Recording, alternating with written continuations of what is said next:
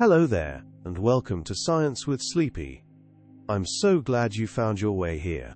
Maybe you had a long day, or maybe you're the kind of person who likes falling asleep to deep thoughts and cosmic mysteries, rather than counting sheep. Either way, tonight's journey is for you. You've got nothing to do but rest. Let your mind relax, your breathing slow, and your body grow light, as if gravity itself has softened. Because tonight we aren't simply exploring space or diving into the ocean. We're traveling back in time, way back, over 1,000 years ago, to a world where brave sailors crossed vast oceans in wooden ships. They had no GPS, no satellites, no smartphones. Just their eyes, their knowledge, and their incredible courage. These were the Vikings, and they were some of the greatest explorers the world has ever known. But here's the question that will guide our journey tonight. What if Vikings had satellite navigation? What if they could look at a tiny screen and know exactly where they were, anywhere on Earth? How would that have changed everything? How would it have changed history itself? We'll explore their real navigation methods, the sun compasses they carved, the mysterious sunstones they might have used, the stars they followed across dark seas. Then we'll discover how GPS actually works, how satellites floating in space can tell you where you are. And finally, we'll imagine what might have happened if Vikings had this power. Would they have reached new lands? Would they have built bigger empires? Would the world look completely different today? Some of what you hear tonight may surprise you, or at the very least spark some curiosity as you drift off to sleep. And just before we begin, if these calm, curious explorations help you unwind or give you a quiet way to end your day, consider liking and subscribing to the channel. It helps others find their way here too, one sleepy soul at a time. Now let's begin our journey. Picture this. It's the year 1000 AD. A wooden longship cuts through the cold waters of the North Atlantic. The wind fills its square sail. The oars dip rhythmically into the waves. On board, a Viking navigator squints at the sky. Clouds cover the sun.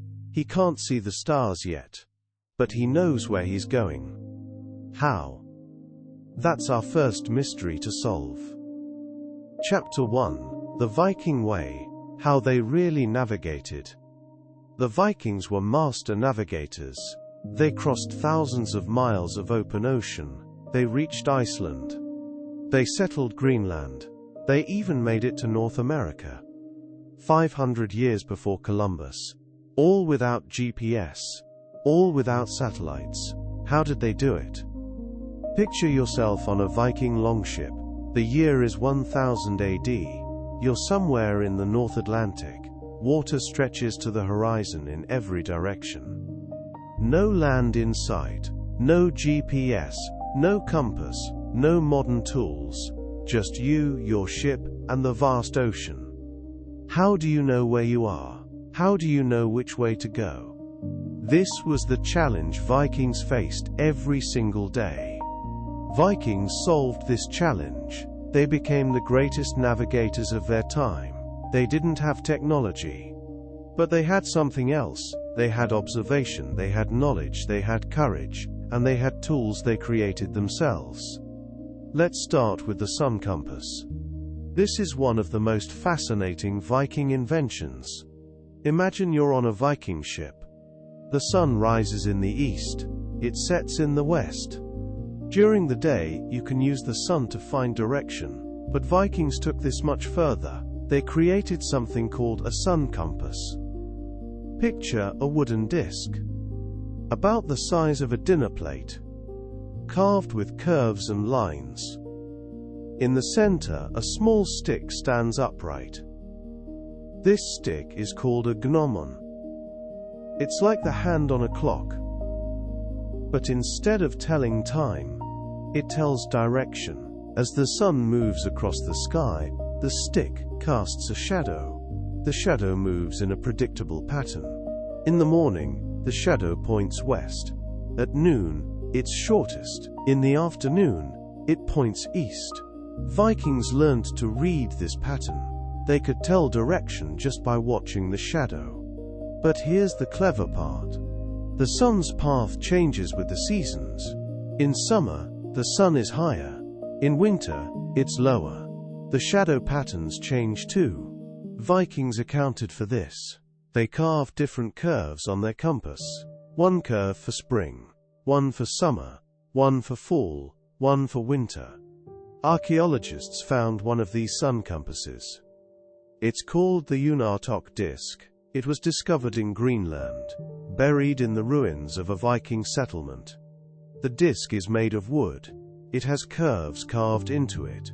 These curves match the path of the sun's shadow at different times of year. Scientists studied this disk. They realized how sophisticated it was. Vikings could hold this disk flat, watch the shadow, compare it to the curves, and know which way was north.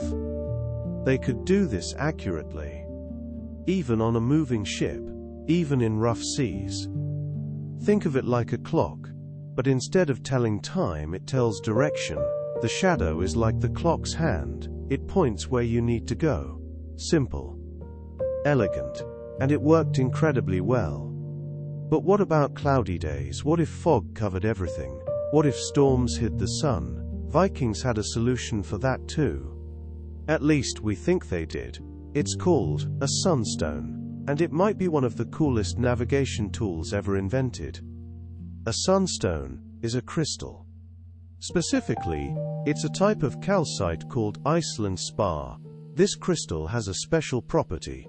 It can detect polarized light. What does that mean? Well, light from the sun gets polarized as it passes through the atmosphere. Even when clouds hide the sun, this polarized light still reaches Earth. It's invisible to our eyes, but the sunstone can see it. Here's how it might have worked. A Viking navigator holds the sunstone up to the sky. He rotates it slowly. He looks through it. When the crystal is aligned with the sun's position, something happens. The light passing through changes. It gets brighter or dimmer. It might split into two images. By finding this spot, the navigator can locate the sun, even when he can't see it. Scientists have tested this. In 2011, researchers took Iceland spar crystals. They tried to find the sun on cloudy days. And it worked. The crystals really can detect the sun's position through clouds. Even through thick fog. Even when the sun is completely hidden. One scientist, Guy Ropars, did experiments. He found that some stones could locate the sun with accuracy. Within a few degrees. That's good enough for navigation. So Vikings might have had a way to navigate even in the worst weather. Think of it like magic glasses. But instead of magic, it's science. The crystal acts like a filter. It shows you something invisible, the hidden position of the sun. It's like having X-ray vision. But for finding the sun, Vikings might have carried sunstones with them. They were small, easy to carry, and incredibly useful. On a cloudy day, a navigator could pull out his sunstone, find the sun's position, then use his sun compass, and know exactly which way to go. But what about at night? When there's no sun at all, Vikings had an answer for that too. They used the stars. The North Star was especially important. It's called Polaris. And it has a special property. It stays almost perfectly still in the sky. All other stars appear to rotate around it. This is because Polaris sits almost directly above Earth's North Pole. It's like a fixed point in the sky, a beacon that never moves. Vikings learned to find Polaris. It's not always easy. You need to know which stars to look for. The Big Dipper helps. It points to Polaris. Once Vikings found it, they knew where north was. They could use it like a compass in the sky. But Polaris wasn't their only guide. Other stars helped too. Different constellations appeared at different times of year. Vikings memorized these patterns. They knew which stars meant spring, which meant summer, which meant fall, which meant winter. In spring, certain stars appeared. Vikings knew it was time to sail, to start trading voyages, to begin exploration. In fall, different stars appeared. Vikings knew it was time to return home, to prepare for winter, to be with family. Imagine looking up at a starry sky. Every star is like a landmark, but instead of being on land, they're floating in space. Vikings learned to read this star map. They could navigate by it, even in complete darkness, even when they couldn't see land, even when they couldn't see the sun. But stars weren't their only guide. Vikings watched birds. This might sound strange, but birds are amazing navigators themselves, and they can tell you things about the land. Here's how it worked. Vikings would carry ravens on their ships. When they were uncertain about direction, they'd release a raven. Ravens don't like to fly far from land. They're smart birds. They know where food is. If the raven flew in a certain direction, that meant land was that way. If the raven circled the ship, it meant no land was nearby. The bird became a living compass. There's a famous story about this. In the sagas, there's a tale of Floki Vilgadarsson. He was exploring Iceland. He released ravens to find land. The first raven flew back to Norway. The second raven flew up and came back. The third raven flew southwest. Floki followed it and found Iceland. Vikings also watched seabirds. Gulls stay close to shore, usually within 20 miles. If you see gulls, land isn't far. Different birds meant different things. Puffins meant rocky coasts. Terns meant sandy beaches. Vikings learned to read these signs. They turned nature into a navigation system. They watched the waves too. Waves behave differently near land. They change direction. They get choppier. They reflect off coastlines. Vikings learned to read these patterns. They could sense when land was near, even before they could see it, even in fog, even at night. They smelled the air. Land has different smells than open ocean. Forests smell like pine and earth. Grasslands smell like grass and flowers. Deserts smell dry and dusty. Vikings trained their noses. They could smell land before they saw it, sometimes from miles away. They tasted the water. Fresh water from rivers mixes with salt water near shore. The water becomes less salty. Vikings could taste this difference. They knew when they were getting close to a river mouth. This was especially useful. River mouths were often good places to land, good places to find fresh water, good places to explore. They watched the clouds. Clouds form differently over land than over water. Over land, clouds might be darker, more defined. Over water, they're often lighter, more spread out. Vikings learned these patterns. They could read the sky like a map.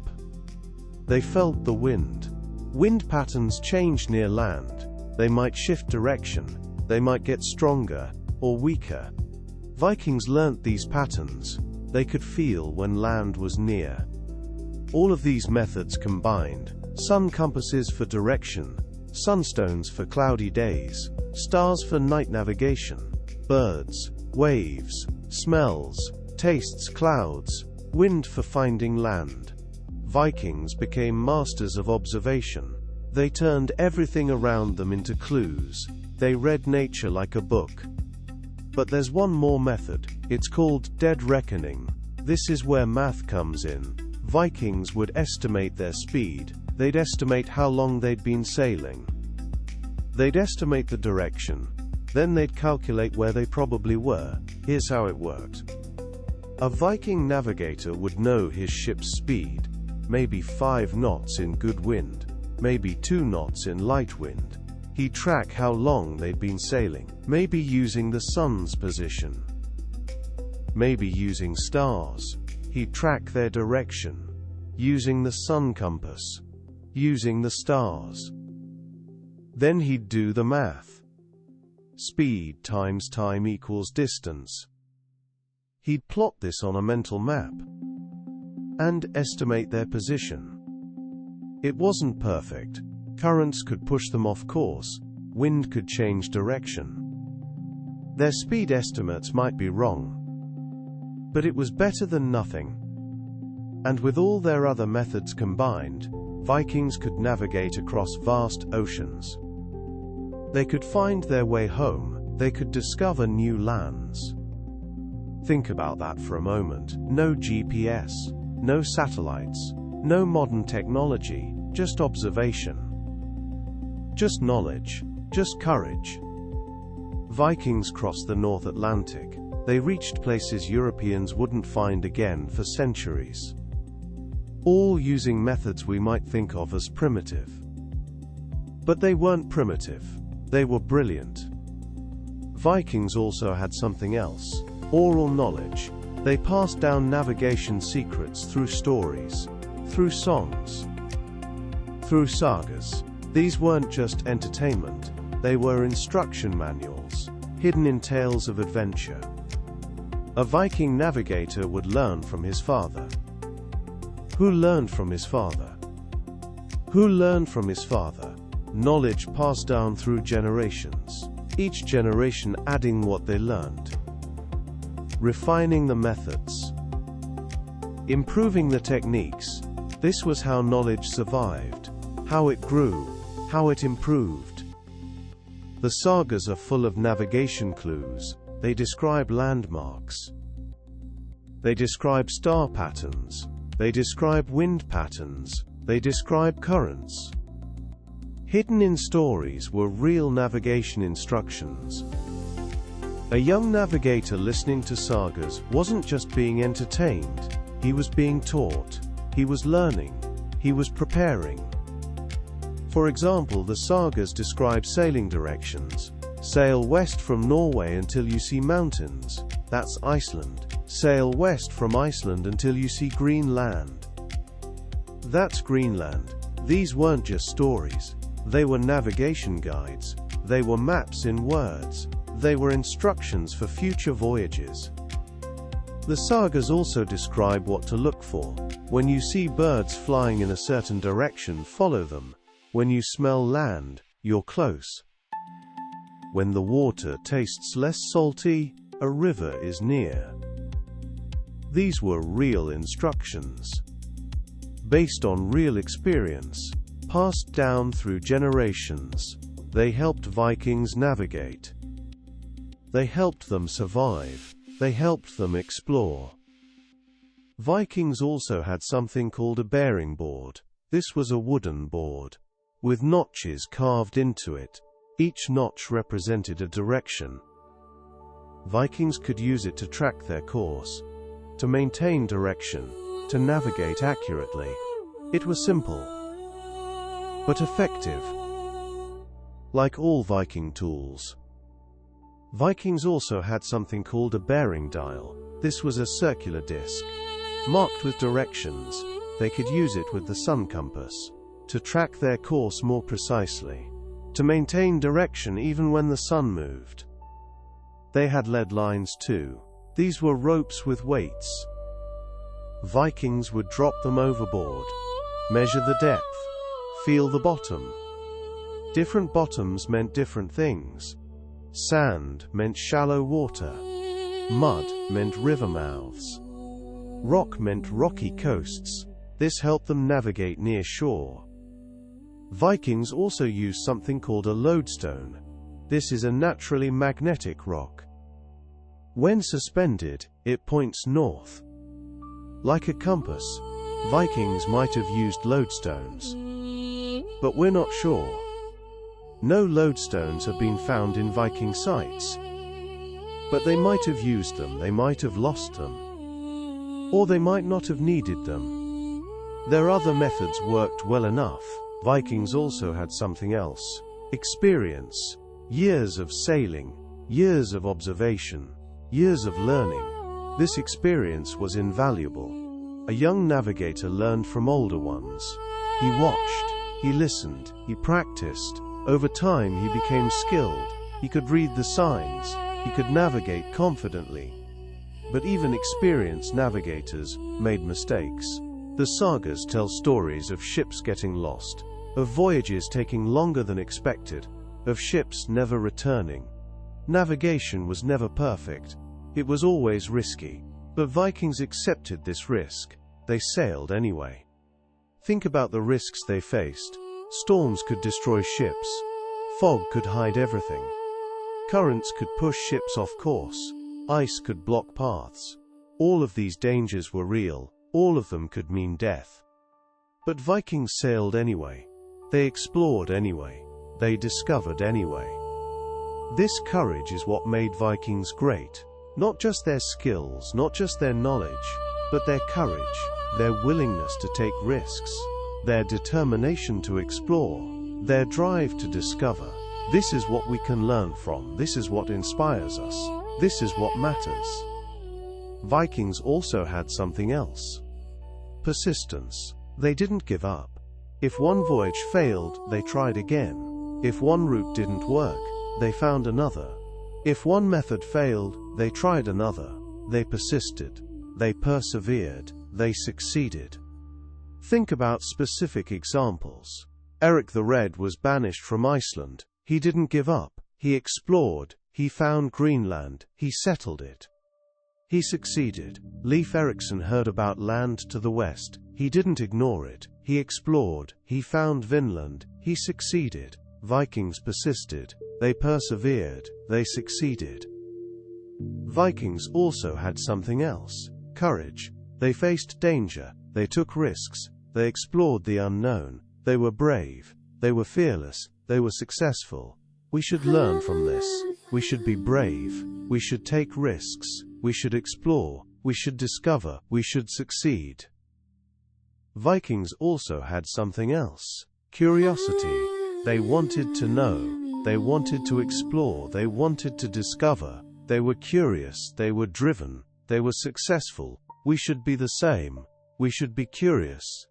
We should explore. We should discover. We should succeed. Think about what drove Vikings. They weren't just raiders. They were explorers. They were traders. They were settlers. They wanted to know what was out there. They wanted to see new lands. They wanted to find new resources. They wanted to meet new people. This curiosity drove them. This curiosity made them great. Vikings also had something else. Determination. They didn't give up easily. They persisted. They persevered. They succeeded. This determination made them great. This determination made them successful. We should learn from this. We should be determined. We should persist. We should persevere. We should succeed. Vikings also had something else. Skill. They developed skills. They mastered skills. They used skills. They were skilled navigators. They were skilled sailors. They were skilled explorers. This skill made them great. This skill made them successful. We should learn from this. We should develop skills. We should master skills. We should use skills. We should succeed. Think about how Vikings developed skills. They practiced. They learned. They improved. They didn't give up. They persisted. They succeeded. This is how skills are developed. This is how mastery is achieved. This is how success is reached. We should learn from this. We should practice. We should learn. We should improve. We should succeed. Vikings also had something else. Wisdom. They learned from experience. They built on knowledge. They improved through practice. They became wise. They became successful. We should learn from this. We should learn from experience. We should build on knowledge. We should improve through practice. We should become wise. We should become successful. Vikings also had something else. Vision. They saw possibilities. They imagined futures. They dreamed big. They achieved great things. We should learn from this. We should see possibilities. We should imagine futures. We should dream big. We should achieve great things. So Vikings had tools, they had knowledge, they had courage. They had experience, but they also had limits. Weather could hide the sun and stars. Storms could make navigation impossible. Fog could hide everything. Mistakes could lead to disaster. Getting lost meant death. But Vikings accepted these risks. They sailed anyway. They explored anyway. They discovered new worlds anyway. And that brings us to our next question. What if they had GPS? What if they had satellites telling them exactly where they were? What if they could navigate perfectly? In any weather? In any conditions? Let's find out how that actually works. Chapter 2. How GPS actually works. The magic behind the screen. You've probably used GPS. Maybe on your phone. Maybe in a car. You type in an address. A map appears. A little dot shows where you are. A line shows where to go. It seems like magic. But it's not magic, it's science. And it's pretty amazing. Think about it. You're standing somewhere. Anywhere on Earth. You pull out your phone. It knows exactly where you are. Within a few feet. How is that possible? How can a tiny device in your pocket know your location? The answer involves satellites, math, and some of the most precise clocks ever built. GPS stands for Global Positioning System. It's a network of satellites, floating high above Earth, constantly sending signals down to us. Your phone or GPS device picks up these signals, does some math, and figures out exactly where you are. But how? Let's break it down, step by step, in simple terms. First, let's talk about satellites. There are about 30 GPS satellites orbiting Earth right now. Actually, the full constellation has 31 active satellites. Plus backups. They're not all in one place, they're spread out, moving in different orbits. This is important, because you need to see multiple satellites at once. The satellites orbit about 12,500 miles above Earth. That's really high. Higher than most satellites. They complete one orbit every 12 hours. They're arranged in 6 orbital planes. Each plane has several satellites. This ensures that from anywhere on Earth, you can always see at least 4 satellites. Usually more. Think of satellites like lighthouses. But instead of being on land, they're in space. And instead of light, they send radio signals. These signals travel at the speed of light, which is really, really fast, about 186,000 miles per second.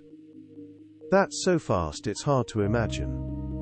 Light could travel around Earth 7 times in 1 second. Each satellite sends a signal constantly. The signal contains information. First, it says which satellite it is. Like a name tag. Each satellite has a unique ID number. Second, it says what time it sent the signal. This is crucial, because time is how GPS figures out distance. Here's how it works. A satellite sends a signal. Your phone receives it.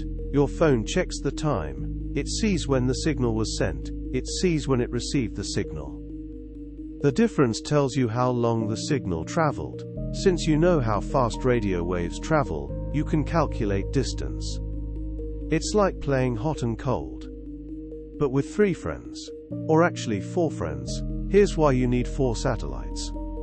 Imagine you're lost. A friend calls you, they say, I'm exactly 5 miles away. That's helpful, but you still don't know where you are. You could be anywhere in a circle, 5 miles from your friend. You're somewhere on that circle, but where? Now a second friend calls. They say, I'm exactly 7 miles away. Now you have 2 circles. They overlap in 2 places. You're probably at one of those 2 spots. But you still don't know which one. You're getting closer. A third friend calls. They say, I'm exactly 3 miles away. Now you have 3 circles. They all meet at one point. That's where you are. 3 satellites can find your location on a flat surface. But Earth isn't flat. It's a sphere. So you need a 4th satellite. The 4th satellite helps with something else too. it helps with time. Here's the thing. Your phone's clock isn't perfect. It's not synchronized with the satellites. The satellites have atomic clocks. These are incredibly precise. Your phone doesn't. So there's a tiny time difference. This difference affects the distance calculation. The fourth satellite helps solve this. By using 4 satellites, your phone can figure out 3 things: your latitude, your longitude, and the time error. It solves for all 3 at once. That's why you need 4 satellites minimum. More satellites make it more accurate. But wait, what's an atomic clock? And why does it matter so much? An atomic clock is the most precise clock ever invented. It doesn't use gears or pendulums. It uses atoms. Specifically, it watches atoms change energy levels. These changes happen at incredibly regular intervals, billions of times per second. Here's how it works. Atoms have electrons. Electrons can be in different energy levels. When an electron jumps from one level to another, it emits or absorbs energy. This happens at a very specific frequency. For cesium atoms, it's 9, 192, 631, 770 times per second. That's incredibly precise and incredibly regular. An atomic clock counts these transitions. It uses them to keep time. So precisely that if an atomic clock ran for millions of years, it would only be off by 1 second. That's how accurate they are. Think of it like a super precise stopwatch, but instead of measuring seconds, it measures tiny fractions of seconds, so tiny that we can't even perceive them. But the clock can. Why does this matter for GPS? Because radio signals travel at the speed of light. That's 186,000 miles per second. If your clock is off by even 1/1,000,000th of a second, your position calculation will be wrong. By hundreds of feet. That's a huge error. So GPS satellites have atomic clocks. They're synchronized perfectly. They all know exactly what time it is, down to billionths of a second. This precision is what makes GPS work. Without it, GPS wouldn't work at all. But here's something interesting. Your phone doesn't have an atomic clock. That would be too expensive, too big, too power-hungry. So how does it work? The fourth satellite helps. By using 4 satellites, your phone can calculate the time error. It can figure out how wrong its clock is and correct for it. That's the clever part. Now, let's talk about how your phone uses these signals. Your phone has a GPS receiver. It's a tiny chip, smaller than your fingernail. It listens for satellite signals constantly. When it picks up signals from at least 4 satellites, it starts calculating. The phone measures how long each signal took to arrive. It calculates the distance to each satellite. Then it uses something called triangulation. This is just a fancy word for finding where circles overlap. Imagine drawing circles on a map. Each circle represents all the places that are a certain distance from a satellite. Where all the circles meet, that's where you are. Your phone does this math instantly, hundreds of times per second. It's constantly updating your position. But there's more. GPS doesn't just tell you where you are. It can also tell you where to go. How? By comparing your location to a destination. It calculates the best route. It updates as you move. It's like having a map that knows where you are and where you want to go. GPS also tells you your speed. How? By tracking how your position changes over time.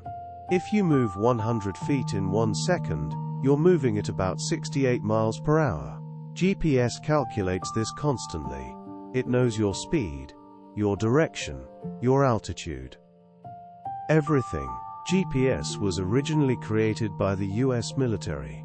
In the 1970s, the Department of Defense wanted a way to guide missiles and to help soldiers navigate. They launched satellites, built ground stations, created the system. It took years to develop, billions of dollars. But it worked. The first GPS satellite was launched in 1978. It was called Navstar 1. More satellites followed. The system grew. By 1993, there were 24 satellites, enough for global coverage. The system was complete. It was operational. It was working. But it wasn't perfect at first.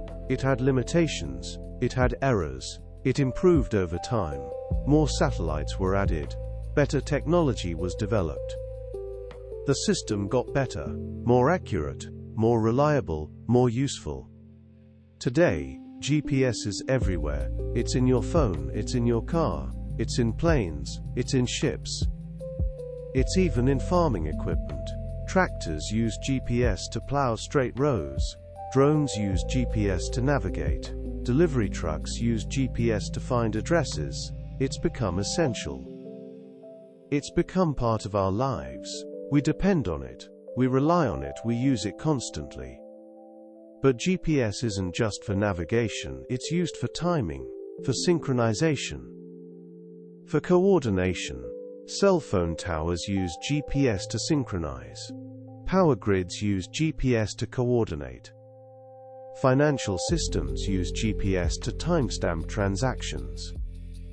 GPS has become essential infrastructure. It's part of how the modern world works.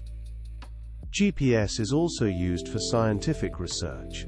Scientists use GPS to track earthquakes, to measure sea level rise, to study climate change, to monitor wildlife. GPS helps us understand the world. It helps us protect the planet. It helps us advance knowledge. GPS is also used for emergency services. Search and rescue teams use GPS. Emergency responders use GPS. They can find people faster. They can save lives. GPS makes emergency response more effective. It makes rescue operations more successful. It saves lives. GPS is also used for agriculture. Farmers use GPS to plow straight rows, to plant seeds precisely, to harvest efficiently. GPS helps farmers produce more food. It helps them use resources better. It helps them protect the environment. GPS has revolutionized farming. It has made agriculture more efficient. It has made it more sustainable. GPS is also used for construction. Builders use GPS to survey land, to position structures precisely, to ensure accuracy. GPS helps construction be more accurate. It helps it be more efficient. It helps it be safer. GPS has improved construction. It has made it better. It has made it safer. GPS is also used for transportation. Ships use GPS to navigate. Planes use GPS to navigate. Trains use GPS to navigate. GPS makes transportation safer. It makes it more efficient. It makes it more reliable. GPS has improved transportation. It has made it better. It has made it safer. GPS is also used for recreation. Hikers use GPS to navigate trails. Sailors use GPS to navigate waters. Pilots use GPS to navigate skies. GPS makes recreation safer. It makes it more enjoyable. It makes it more accessible. GPS has improved recreation. It has made it better. It has made it safer. GPS is also used for research. Scientists use GPS to track animals, to measure land movement, to study climate. GPS helps research. It helps understanding. It helps knowledge. GPS has improved research. It has made it better. It has made it more accurate. GPS is also used for security. Military uses GPS for operations. Police use GPS for tracking. Security services use GPS for surveillance. GPS helps security. It helps safety. It helps protection.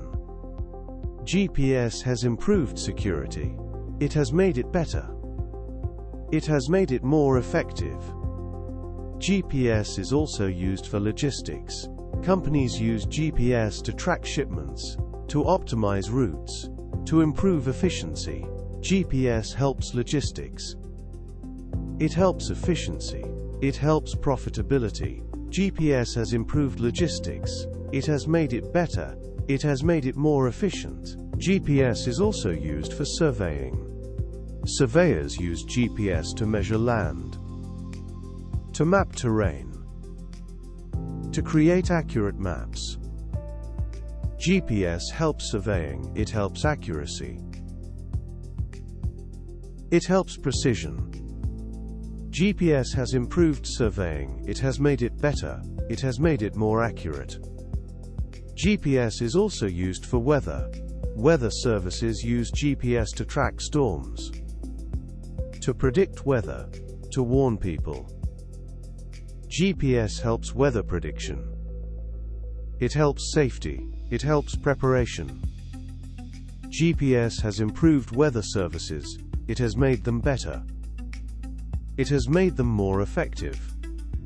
GPS is also used for sports.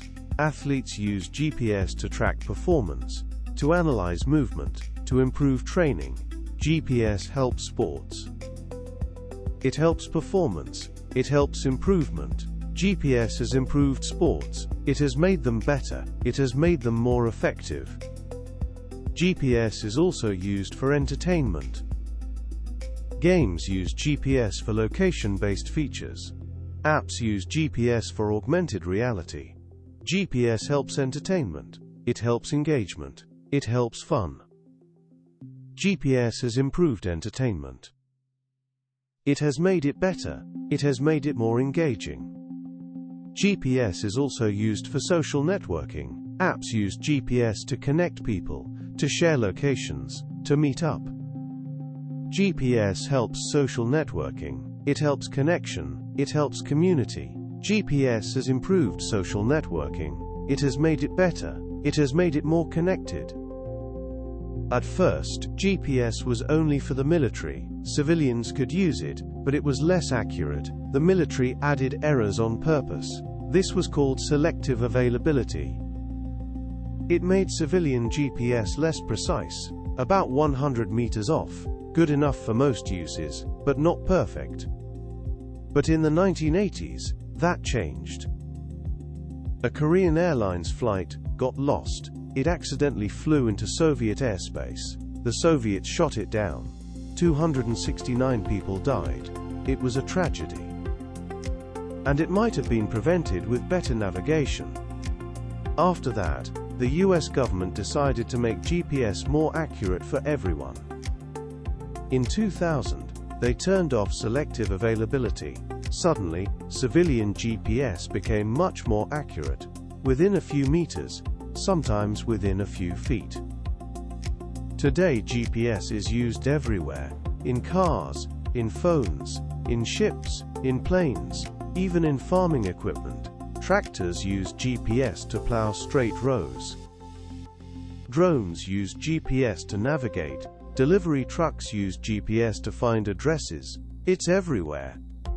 But GPS isn't the only system. Russia has GLONASS. Europe has Galileo.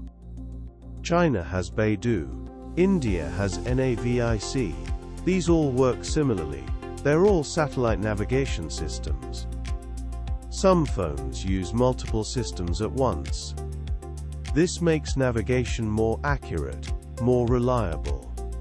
Now, GPS isn't perfect. It has limitations. It doesn't work well indoors. The signals are too weak. They can't penetrate buildings well. It doesn't work in tunnels, or deep valleys, or dense forests. The satellites need a clear view of the sky. Sometimes GPS can be wrong. Buildings can reflect signals. This is called multipath. The signal bounces off a building, takes longer to reach you. Your phone thinks you're farther away than you are. This can cause errors, especially in cities with tall buildings. Weather doesn't usually affect GPS. Radio signals pass through clouds easily. Rain doesn't matter. Snow doesn't matter. But solar storms can interfere. When the sun sends out bursts of energy, it can disrupt satellite signals. This is rare, but it happens. Despite these limitations, GPS is incredibly accurate. Under good conditions, it can find your location within a few feet, sometimes within inches. That's pretty amazing, especially when you think about what it's doing. Satellites floating hundreds of miles above Earth, sending signals, your phone receiving them, calculating your position, all in real time, all automatically. But here's something else interesting. GPS doesn't just work on Earth, it works in space too. Satellites use GPS to navigate. The International Space Station uses GPS, even though it's moving at 17,000 miles per hour, even though it's 250 miles above Earth. GPS still works, that's how powerful it is. GPS also helps with timing, not just location. The atomic clocks on GPS satellites are so precise, they're used for timing all over the world. Banks use GPS time. Power grids use GPS time. The internet uses GPS time. GPS has become essential for navigation, for timing, for everything. But here's something fascinating. GPS signals are incredibly weak. By the time they reach Earth, they're weaker than a light bulb, much weaker. Your phone can still pick them up, but it needs a clear view of the sky. That's why GPS doesn't work well indoors. The signals are too weak to penetrate buildings. But your phone is clever. It amplifies these weak signals, it filters out noise, it processes the information. All automatically, all instantly. It's like listening to a whisper from space and understanding it perfectly. That's how advanced GPS technology is. GPS also has to account for relativity. Einstein's theory of relativity. Time moves slower in stronger gravity. Satellites are in weaker gravity than Earth, so their clocks run slightly faster. GPS has to correct for this. Otherwise, it would be wrong by about 38 microseconds per day. That doesn't sound like much, but it would cause errors of several miles. So GPS corrects for relativity. It's that precise. So that's how GPS works. Satellites send signals. Your device receives them. It calculates distances. It triangulates your position. It tells you where you are. Simple in concept, complex in execution, but it works, and it works incredibly well. Now imagine Vikings had this. Imagine Leif Erikson with a GPS device. Imagine him sailing to Vinland, knowing exactly where he was, every moment, never getting lost. Never wondering if he was going the right way. How would that have changed everything? How would it have changed his journey? How would it have changed history? Let's find out. Chapter 3: The Great Exploration Revolution. Vikings with GPS. Leif Erikson was a real person. He was a Viking explorer. Around the year 1000 AD, he sailed from Greenland. He headed west into the unknown. And he found something amazing. A new land. We call it Vinland. Today, we know it as part of North America, Newfoundland, Canada. Archaeologists have found proof of this. At Lonceau Meadows in Newfoundland, they discovered Viking ruins, buildings, tools, even a forge for working iron. This proves Vikings really did reach North America 500 years before Columbus. That's incredible. But imagine if Leif Erikson had GPS. How would his journey have been different? Let's think about his real journey first. According to the sagas, Leif Erikson heard stories from another explorer, a man named Bjarni Herjolfsson. Bjarni got lost on his way to Greenland. He drifted west and saw land, but he didn't land. He turned back, found Greenland eventually. Leif Erikson bought Bjarni's ship. He gathered a crew, about 35 men, and he set out to find this mysterious land. He probably started in Greenland. He sailed west. He had no maps, no GPS. Just his navigation skills. The sun, the stars, the wind, the waves. The journey was dangerous. The North Atlantic is rough. Storms are common. Fog can hide everything. Currents can push you off course. Leif Erikson probably got lost sometimes. Or at least uncertain. Was he going the right way? How far had he traveled? When would he see land? These questions must have haunted him. But he kept going.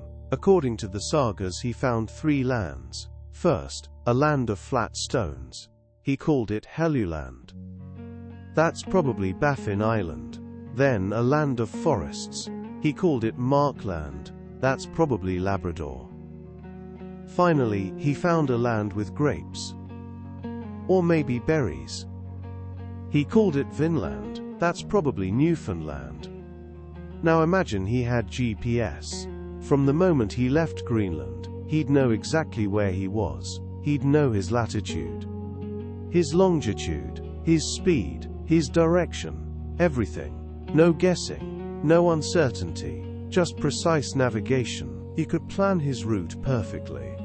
The distance from Greenland to Newfoundland is about 1,500 miles. With GPS, he could sail in a straight line. No zigzagging. No getting lost. No wandering, just direct navigation to his destination. But here's something even more interesting. With GPS, Leif Erikson could have done more than just reach Vinland. He could have explored systematically. He could have mapped the entire coastline. He could have found the best harbors, the best places to settle. Think about it. With GPS, he could mark every important location. This bay is good for ships. This river leads inland. This area has good resources. He could create accurate maps, share them with other Vikings, build a network of settlements. Archaeologists found evidence of this at Lonso Meadows. The settlement had several buildings, a longhouse, workshops, even a sauna. Vikings were planning to stay. But the settlement didn't last long. Why? Probably many reasons. Conflicts with Native Americans, harsh winters, limited resources. But navigation was likely one of them. Getting to Vinland was hard. Getting back was hard. Maintaining contact with Greenland was hard. Without reliable navigation, each voyage was a risk. Vikings couldn't guarantee they'd find Vinland again. They couldn't guarantee they'd make it back to Greenland. With GPS, all of this would have been easier, much easier. Vikings could have established regular trade routes. Ships could sail back and forth reliably. They could bring supplies. They could bring more settlers. They could maintain connections. The settlement might have survived. It might have grown. It might have become permanent. With GPS, Vikings might have established permanent colonies in North America, not just small settlements, but real colonies, growing, expanding, thriving. They could have explored further south, down the coast, into what's now the United States. They could have found rivers, followed them inland, discovered new resources, new opportunities. Imagine Vikings, with GPS exploring the entire eastern coast of North America, mapping it, settling it, trading with it. How would that have changed history? Would there be Viking settlements in Massachusetts, in Virginia, in Florida? We can only imagine. But Vinland wasn't the only place Vikings explored. They also settled Greenland. And that's a fascinating story too. According to the sagas, Eric the Red discovered Greenland. He was banished from Iceland, so he sailed west, found Greenland, named it Greenland to make it sound appealing. Then he returned to Iceland, convinced others to come with him. Greenland is huge. It's mostly ice, but along the coast there are green areas. Vikings settled there. They built farms, they raised animals, they created communities. At their peak there were probably about 5,000 Vikings in Greenland, living in 2 main settlements, the Eastern Settlement and the Western Settlement. Archaeologists have studied these settlements. They found farms, churches, even a bishop's residence. Vikings were serious about Greenland. They planned to stay forever. But eventually the Greenland settlements disappeared. Why? Historians debate this. Climate change probably played a role. The Little Ice Age made Greenland colder, starting around 1300 AD. Ice expanded. Growing seasons shortened. It became harder to farm, harder to survive. But navigation might have been a factor too. As the climate changed, trade routes became more difficult. Contact with Iceland and Norway became harder. The settlements became isolated. Without regular contact, they couldn't survive. The last ship from Greenland arrived in Iceland in 1410. After that, contact was lost. The settlements faded away. With GPS, this might have been different. Vikings could have maintained trade routes. Even in bad weather, even when visibility was poor, they could have found their way. They could have kept connections alive. They might have gotten help, supplies, new settlers. The settlements might have survived. They could have explored Greenland more thoroughly too, found the best locations, the warmest areas, the most resources. They could have adapted better, survived longer. GPS would have helped them find these places, map them, use them. But Greenland wasn't the only challenge. Vikings also sailed to Iceland, and back to Norway, and to other places, all across the North Atlantic. These voyages were dangerous. Many ships were lost. Many lives were lost. With GPS, all of these voyages would have been easier, safer, faster. Vikings could have established regular routes, like highways across the ocean. Think about trade. Vikings were traders. They traded furs, whale products, ivory.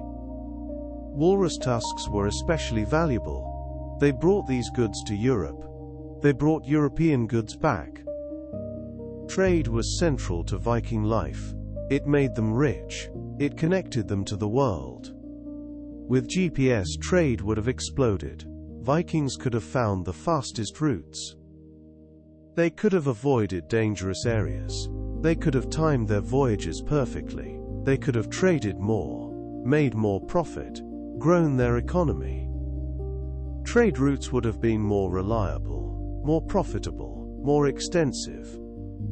But exploration wasn't just about trade. It was about discovery, about curiosity, about adventure. Vikings explored because they wanted to know what was out there. They wanted to see new lands, find new resources, meet new people. With GPS, Vikings could have explored more systematically. They could have covered more ground. They could have discovered more places. They could have mapped more of the world. They could have created accurate maps, shared knowledge, built on discoveries. Think about how systematic exploration would work. Vikings could plan expeditions. They could divide areas into grids. They could explore each grid methodically. They could leave no area unexplored. They could discover everything. Every island, every coast, every resource. GPS would make this possible. It would make it easy. It would make it effective. Vikings could also explore more safely. With GPS, they could always find their way back. They could always return home. They could explore further. They could take more risks. They could discover more. GPS would enable safer exploration. It would enable more exploration. It would enable better exploration. Vikings could also share discoveries better. With GPS, they could create accurate maps. They could mark exact locations. They could share coordinates. Other Vikings could follow. They could find the same places. They could build on discoveries. Knowledge would spread. Exploration would accelerate. Everything would improve. Think about how this would work in practice. Leif Erikson discovers Vinland. He marks its location with GPS. He creates a map. He shares it with other Vikings. They can now find Vinland easily. They can follow his route. They can build on his discovery. They can explore further. They can discover more. Each discovery builds on the last. Exploration accelerates. Knowledge grows. Everything improves. Vikings could also coordinate better. Multiple ships could explore together. They could cover more ground. They could discover more. They could share resources. They could support each other. GPS would enable this coordination. It would make group exploration possible. It would make it effective. It would make it successful. Vikings could also explore more safely. With GPS, they could always find their way back. They could always return home. They could explore further. They could take more risks. They could discover more. GPS would enable safer exploration. It would enable more exploration. It would enable better exploration. Imagine Vikings systematically exploring the North Atlantic, mapping every island, every coastline, every good harbor, creating a complete picture of the region. This would have been incredibly valuable. It would have helped future voyages. It would have accelerated exploration. Think about specific islands. The Faroe Islands. Between Norway and Iceland, Vikings reached them, but with GPS they could have mapped them perfectly. Every bay, every landing spot, every resource. The same with Iceland, with Greenland, with every place they visited. GPS would have created perfect maps, accurate, detailed, useful. These maps would have been shared, copied, improved, each generation adding more, each voyage discovering more. Over time, Vikings would have had complete maps of the entire North Atlantic, of the entire region.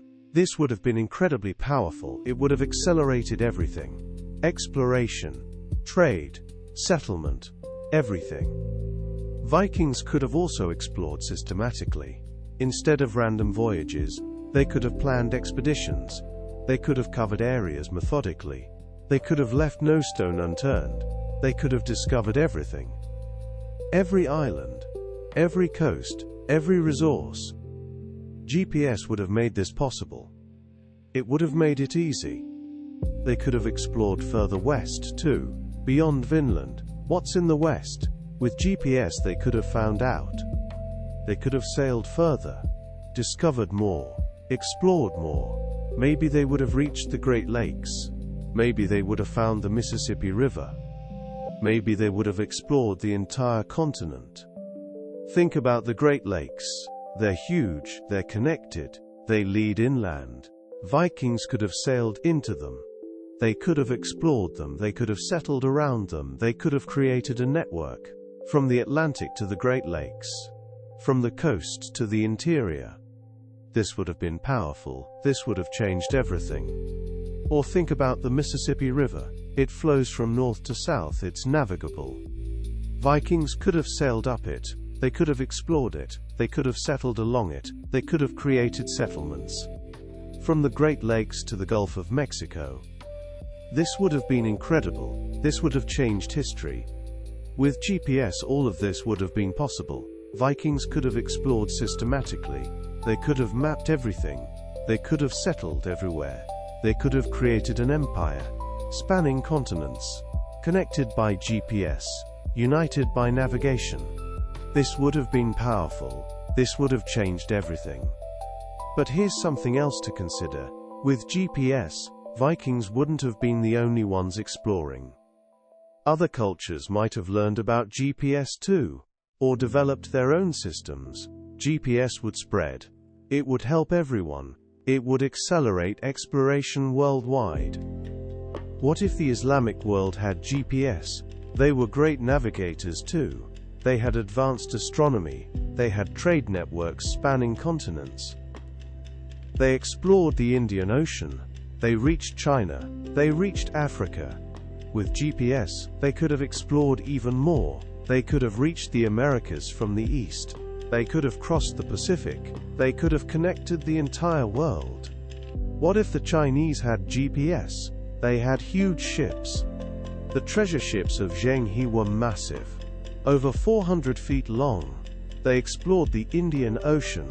They reached Africa. With GPS they could have gone further. reach new places, establish new connections. They might have reached the Americas, they might have crossed the Pacific, they might have changed history. The point is, GPS wouldn't just help Vikings, it would help everyone. It would accelerate exploration worldwide.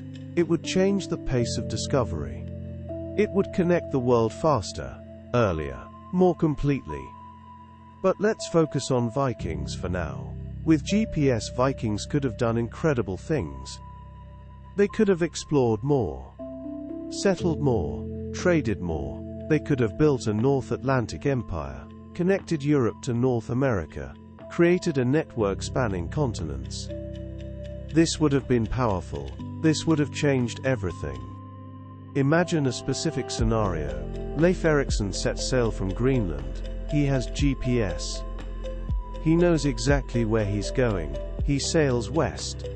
Day after day, week after week, his GPS shows his progress, shows his position, shows his speed. He never doubts. He never wonders. He just sails. After 2 weeks he reaches Vinland, exactly where he planned. He lands, explores. With GPS he can mark every important location. This bay is good for ships. This river leads inland. This area has good resources. He creates a map, accurate, detailed, useful. He returns to Greenland, shares his map. Other Vikings follow. They use GPS. They find Vinland easily. They settle, they trade, they build. The settlement grows. More Vikings come. More settlements are built. A network forms, connected by GPS, united by navigation. This could have happened. With GPS it would have been possible. Vikings could have established permanent colonies. They could have maintained connections. They could have built an empire. This would have changed history. Completely. Irreversibly. Would this have happened? We can't know for sure, but it's fun to imagine, and it shows how powerful navigation technology can be. How it can change everything. How one tool can reshape history. But exploration wasn't the only thing GPS would change. Trade and warfare would be transformed too. Let's explore that next. Chapter 4: Trade, War and Power. How GPS changes everything. Vikings weren't just explorers, they were traders. And they were warriors. GPS would have changed both of these roles dramatically. Let's explore how. Let's start with trade. Vikings had extensive trade networks. They traded with people across Europe, from Norway to England, from Denmark to France, from Sweden to Russia. They even traded with people in the Middle East. Through rivers, through land routes, through sea routes. They brought goods from the north, furs from animals like beavers and foxes, whale products. Whale oil was valuable for lamps. Whalebone was used for tools. Ivory from walruses. Walrus tusks were especially prized. They were carved into beautiful objects, sold for high prices. Slaves sometimes, unfortunately. This was part of their economy, a dark part, but real. They brought these goods to markets in Europe, to cities like Dublin, York, Paris, Constantinople. They brought European goods back north. Wine, silk, spices, glass, metalwork. Trade made Vikings rich. It connected them to the world. Trade routes were like highways. But on water, Vikings knew the best routes, the fastest routes, the safest routes. This knowledge was valuable. It was passed down through families. It was protected. It was secret. Archaeologists have found evidence of this trade, coins from different places, goods from far away. This proves Vikings had extensive trade networks. They were connected to the world. But imagine if they had GPS. How would trade have changed? First, GPS would make routes more efficient. Vikings could find the shortest path between 2 points. They could avoid currents that slowed them down. The North Atlantic has complex currents. Some help you, some slow you down. With GPS, Vikings could find the best currents. They could find the fastest winds. They could optimize everything. Think about a modern delivery route. GPS finds the fastest way, avoids traffic, saves time, saves fuel. Same thing for Vikings. GPS would find the fastest route, save time, save resources, make trade more profitable. A voyage that took weeks might take days. Less time at sea, less risk, more profit.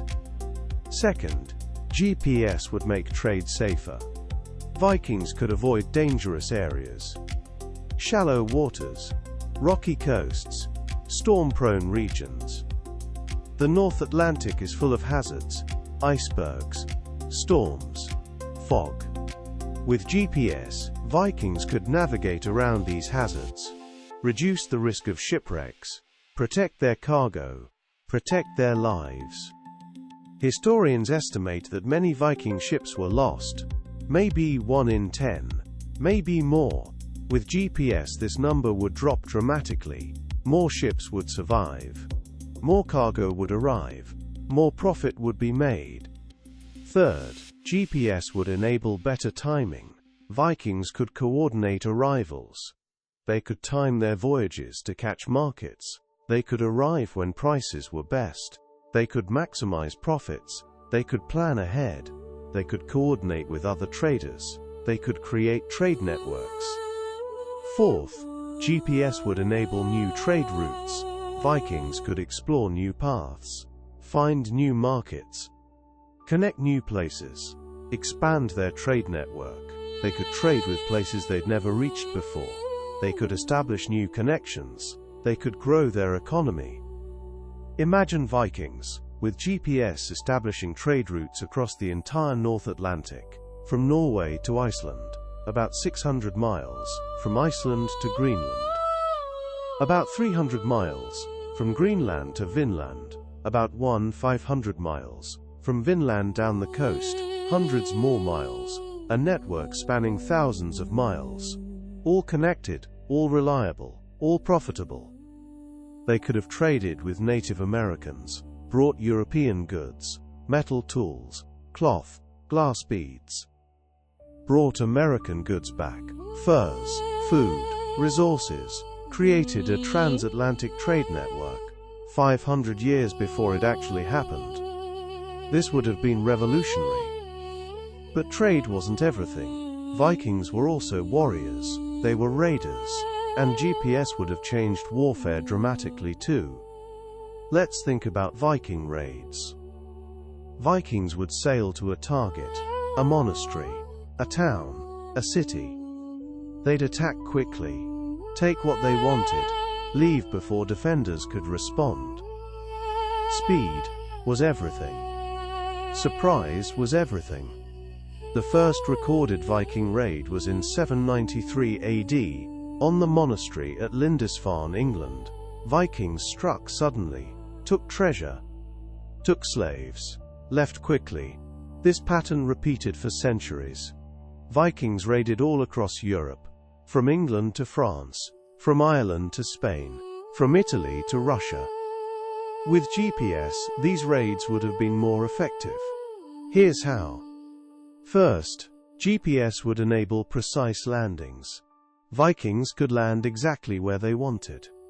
At the best spot, at the most vulnerable point. They could coordinate multiple ships, land simultaneously, overwhelm defenses. Imagine a specific raid. Vikings planned to attack a monastery on the English coast. Without GPS, they might land randomly. They might land far from the target. They might land in a bad spot.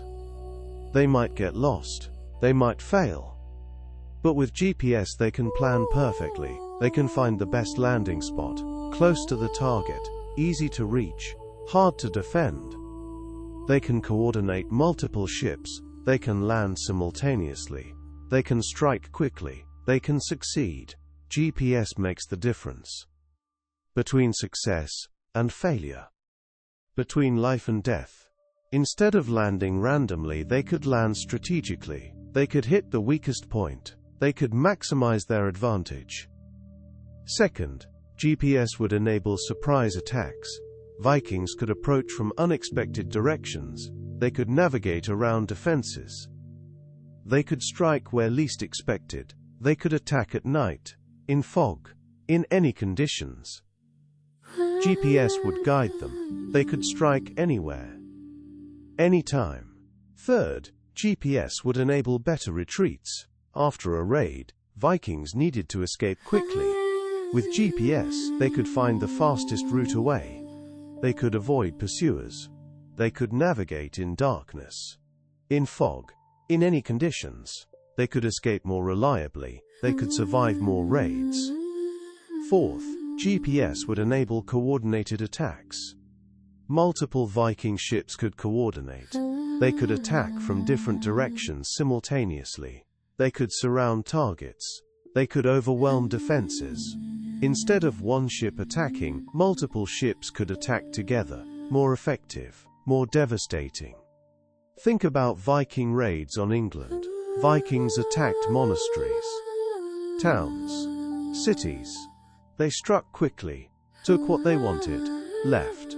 With GPS, these raids would have been more devastating. Vikings could have coordinated better.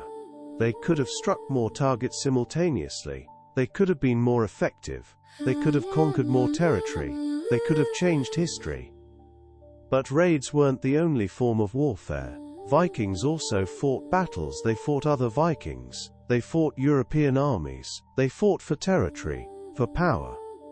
With GPS, these battles would have changed too. Vikings could coordinate armies better. They could navigate terrain better. They could position forces better. They could gain tactical advantages. But here's something else. With GPS, Vikings could have maintained larger territories. They could have controlled more land. They could have built larger empires. Think about it. Controlling territory requires communication, requires coordination, requires the ability to move forces quickly. GPS would help with all of this. Vikings could have established a North Atlantic empire, connected by sea, united by navigation, spanning continents. This would have been powerful. This would have changed everything. But GPS wouldn't just help Vikings. It would help their enemies too. European kingdoms could have used GPS. They could have defended better. They could have counterattacked better. They could have challenged Viking power. So GPS would change the balance of power. But it would also accelerate conflict, make warfare more efficient, more deadly, more effective. But let's think bigger. GPS wouldn't just change Viking trade and warfare. It would change Viking society itself. With GPS, navigation would become easier, less skill required. More people could navigate, more people could explore, more people could trade, more people could raid. This would democratize exploration. It wouldn't just be expert navigators. Anyone could navigate, anyone could explore. This would change who had power, who had opportunities, who could participate. It would also change how knowledge was shared. Navigation knowledge wouldn't be secret anymore. It wouldn't be passed down through families. It would be available to everyone. This would change social structures. It would break down barriers. It would create new opportunities. But GPS would also create dependencies. Vikings might rely too much on GPS. They might lose traditional navigation skills. They might become vulnerable if GPS failed. This is a real concern today. Many people can't navigate without GPS. They've lost traditional skills. They're dependent on technology. Vikings might have faced the same problem. But overall, GPS would have made Vikings more powerful. Better traders, better warriors, better explorers. They could have built larger empires. established more connections, changed history more dramatically. Imagine a specific trade scenario. A Viking trader sets sail from Norway. He's heading to Iceland, then to Greenland, then to Vinland. With GPS he knows the fastest route. He avoids storms. He finds the best currents. He arrives on time. Every time. His cargo is safe. His profits are high. His business grows. Other traders follow. They all use GPS. Trade routes become reliable, profitable, extensive. A trade network forms, spanning thousands of miles, connecting continents. This would have been revolutionary. It would have changed the economy, changed society, changed everything. Think about specific trade goods. Furs from North America, whale products from Greenland, ivory from the Arctic. These would flow to Europe. European goods would flow back. Wine, silk, spices, glass, metalwork. A two-way trade would develop. Both sides would benefit. Both sides would prosper. With GPS, this trade would be reliable. Ships would arrive on time. Cargo would be safe. Profits would be high. Trade would flourish. Economies would grow. Societies would develop. Everything would improve. Vikings could also trade with Native Americans. They could bring European goods. They could bring American goods back. They could create a transatlantic trade network. This would connect continents. This would change the world. This would accelerate everything. Think about what this trade would look like. Vikings bring metal tools, cloth, glass beads. Native Americans bring furs, food, resources. Both sides benefit. Both sides prosper. A trade relationship develops. It grows. It expands. It connects cultures. It changes both sides. With GPS, this trade would be reliable. Vikings could find Native American settlements. They could return to the same places. They could build relationships. They could establish trade routes. They could create networks. Trade would flourish. Relationships would develop. Cultures would mix. Everything would change. Vikings could also explore inland. They could follow rivers. They could find new resources. They could discover new opportunities. GPS would guide them. They could explore systematically. They could map everything. They could discover everything. Exploration would accelerate. Discovery would accelerate. Everything would accelerate. Think about specific rivers. The St. Lawrence River. It flows from the Great Lakes to the Atlantic. Vikings could have sailed up it. They could have explored it. They could have settled along it. They could have created a network. From the Atlantic to the Great Lakes. This would have been powerful. This would have changed everything. Or think about the Hudson River. It flows from the north to New York. Vikings could have sailed up it. They could have explored it.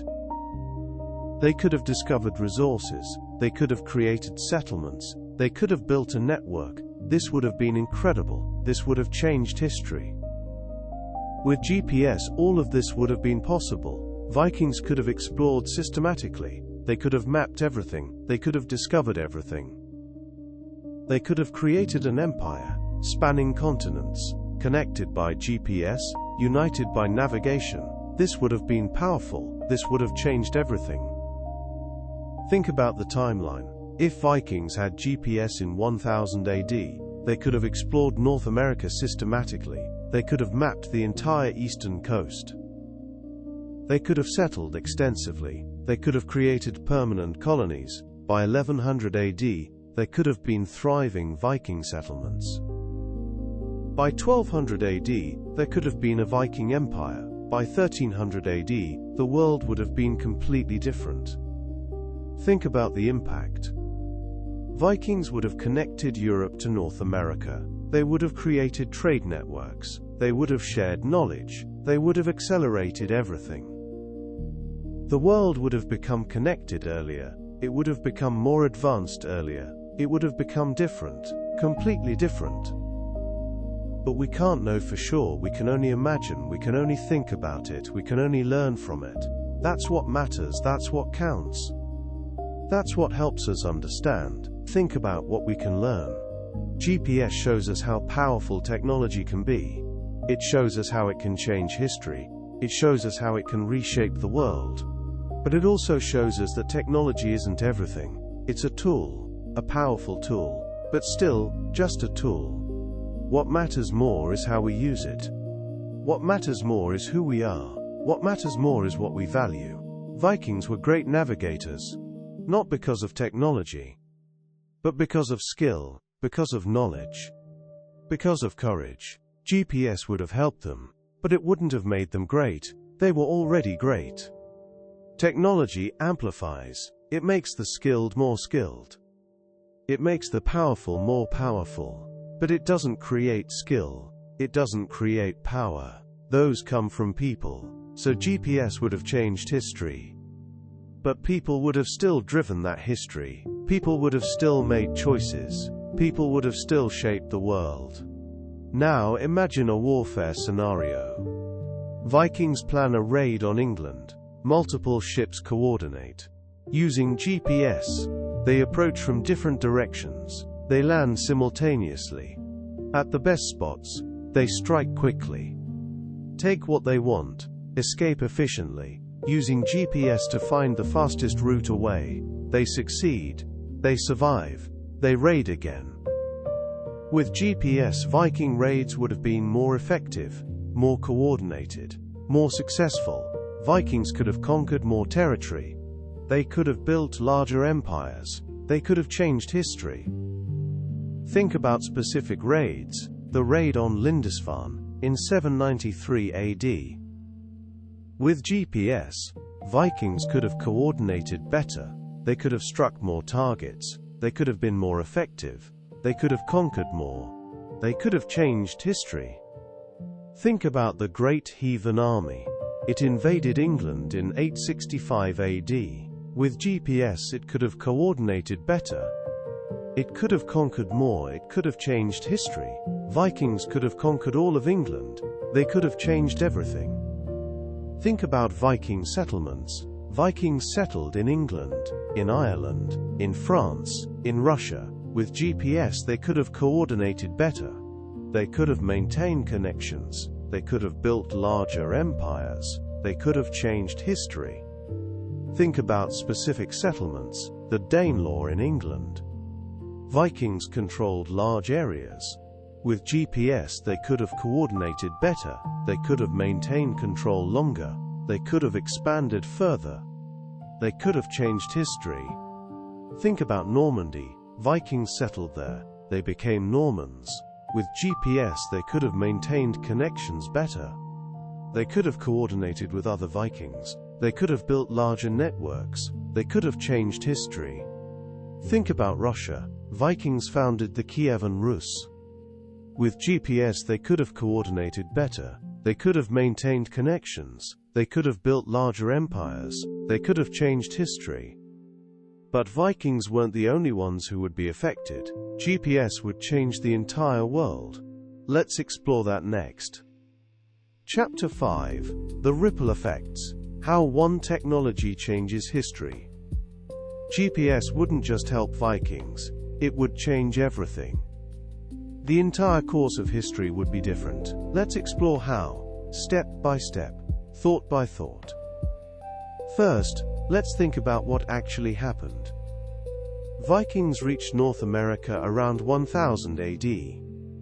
Archaeologists have proof. Lonceau Meadows proves it. But they didn't stay. Their settlements didn't last. European exploration of the Americas didn't really begin until 1492, when Columbus sailed. That's almost 500 years later. Historians call this the Columbian Exchange. It started when Columbus reached the Americas. It changed everything. Foods crossed oceans. Animals crossed oceans. Diseases crossed oceans. People crossed oceans. The world became connected. But what if this had happened 500 years earlier? But what if Vikings had GPS? What if they had established permanent colonies? What if they had maintained connections? What if they had built a transatlantic network? Then European history would be completely different. Columbus wouldn't have discovered America. It would have already been known, already been settled, already been connected to Europe. The age of exploration would have started earlier, much earlier, 500 years earlier. This would have accelerated everything. Trade, technology, science, culture, everything. The Renaissance might have started earlier. The scientific revolution might have started earlier. Everything would have happened faster. But it's not just about Vikings and Europe. GPS would help everyone, every culture, every civilization. GPS would spread. It would change the world. What if the Islamic world had GPS? They were great navigators. They had advanced astronomy. They developed the astrolabe. They improved navigation. They had trade networks spanning continents, from Spain to India, from Africa to China. With GPS they could have explored even more. They could have reached new places, established new connections. They might have reached the Americas from the east. They might have crossed the Atlantic. They might have changed history. What if the Chinese had GPS? They had huge ships. The treasure ships of Zhenghe were massive, over 400 feet long. They explored the Indian Ocean. They reached Africa. They had advanced technology, compasses, gunpowder, paper. With GPS they could have gone further, reached new places, established new connections. They might have reached the Americas from the west. They might have crossed the Pacific. They might have connected the entire world. What if African kingdoms had GPS? They had trade networks. They had exploration traditions. The Mali Empire was rich. The Songhai Empire was powerful. They traded across the Sahara. They traded along the coast. With GPS they could have explored more, connected more, traded more. They might have reached new places, established new connections. They might have changed history. The point is, GPS would accelerate exploration worldwide. It would change the pace of discovery. It would change when things happened. It would change how things happened.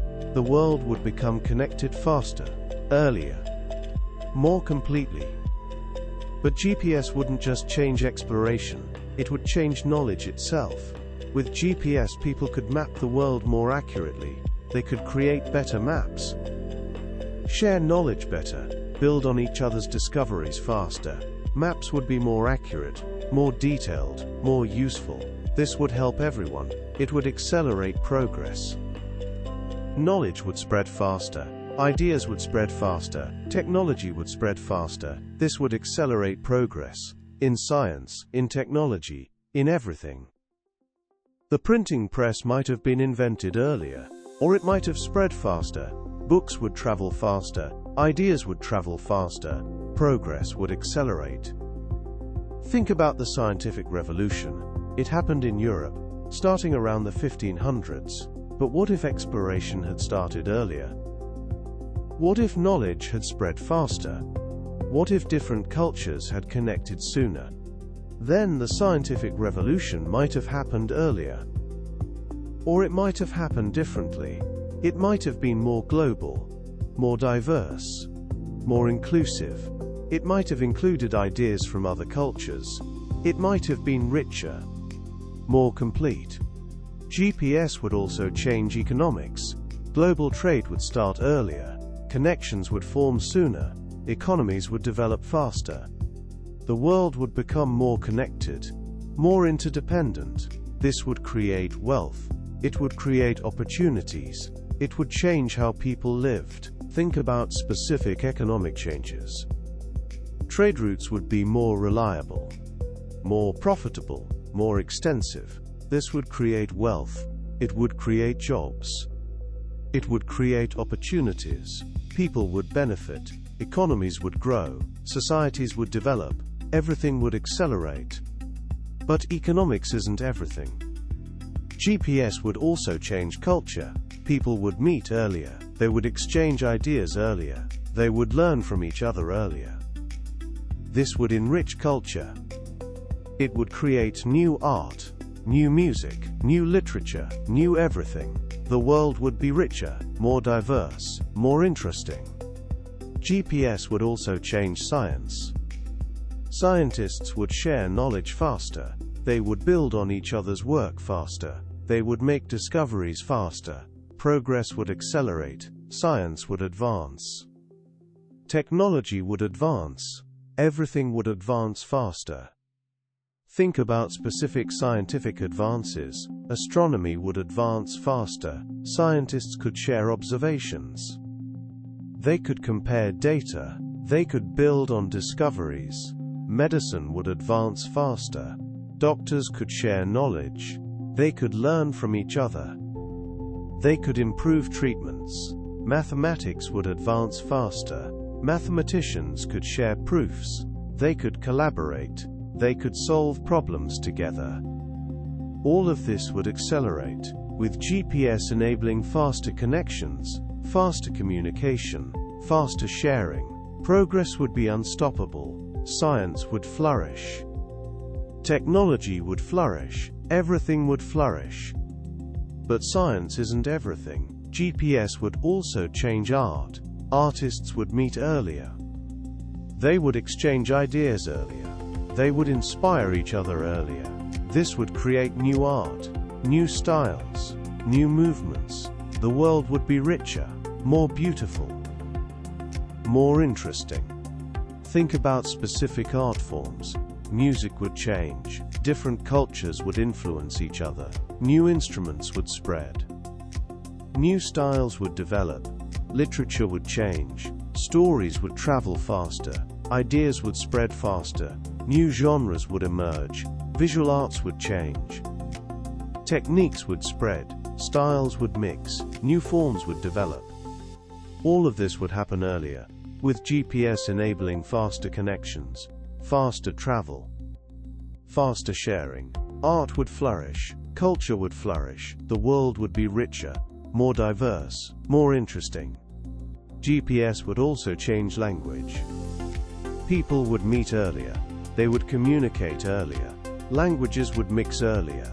New words would spread. New expressions would develop. Languages would evolve faster.